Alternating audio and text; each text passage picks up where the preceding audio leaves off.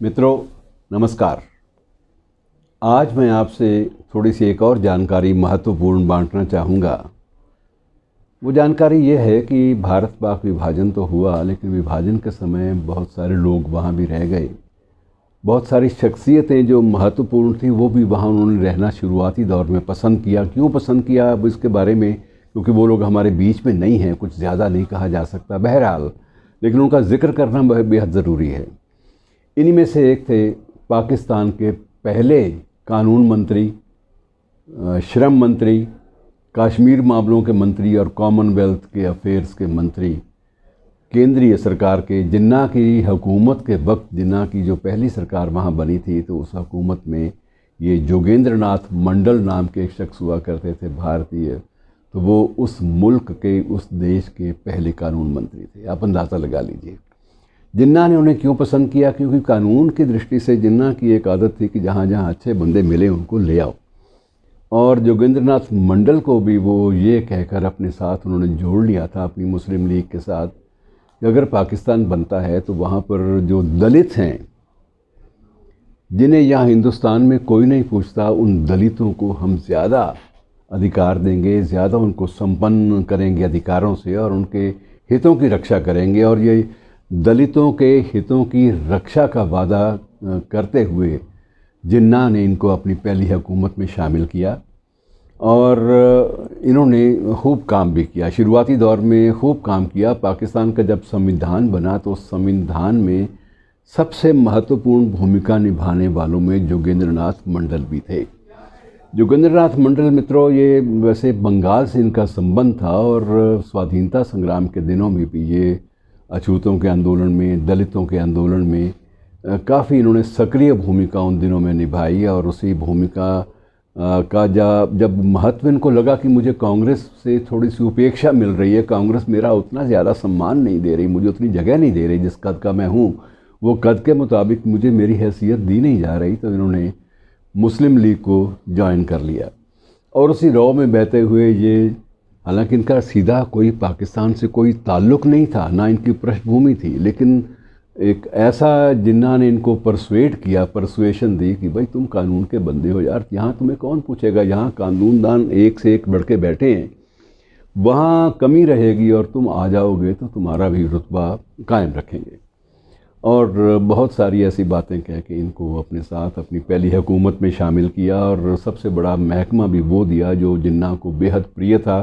और किसी भी नए देश में संविधान का निर्माण, वहाँ के कानूनों का निर्माण, वहाँ की शरीयत के मुताबिक कानूनों का निर्माण, ये बहुत बड़ी बात होती है। और जिन्ना समझते थे कि ये शायद शरीयत के कानूनों को भी मुझसे बेहतर जानता है। तो मित्रों, जिन्ना का करैक्टर बिल्कुल डिफरेंट, अलग से था।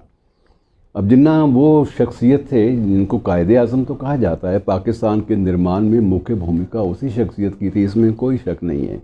लेकिन जहाँ तक मुस्लिम धर्म का या इस्लाम का संबंध है, उस मामले में जिन्ना ज़्यादा पाबंद नहीं थे। वो लोग तो कहते हैं कि उन्होंने कभी नमाज ही नहीं पढ़ी थी।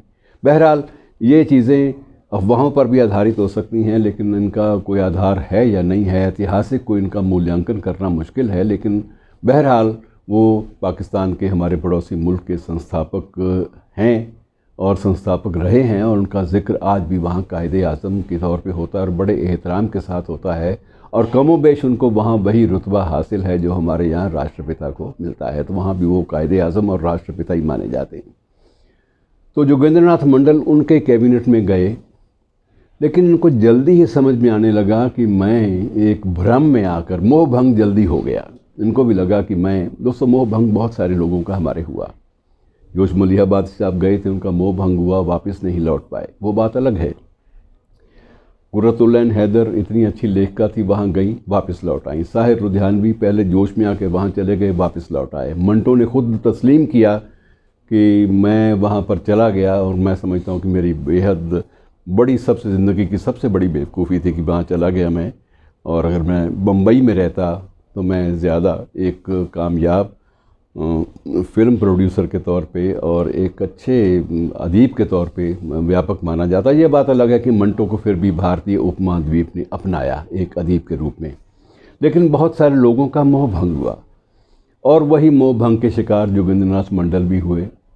इनको आखिर 3 साल के बाद 1950 के बाद इनको भी श्रीमान जी को वापस स्वदेश लौटना पड़ा। स्वदेश का मतलब उस वक्त इनके लिए पराया देश था, लेकिन जिस देश की मिट्टी से ये जन्मे थे, जिस देश की माटी की सौंधी गंध इनके जहन में बसी हुई थी, उसी देश में लौट आए और इसी तरह से ये सिलसिला चलता रहा। तो मित्रों, ऐसी शख्सियतों को भी कभी कभी याद कर लेना चाहिए। इससे उनका पता चलता है जिनका मोह भंग हुआ, उन शख्सियतों के बारे में रोशनी पड़ती है कि जिन्होंने इस एक नए मुल्क की स्थापना को अपनी ज़िंदगी का एक बहुत बड़ा मौका समझ के उसको तस्लीम किया।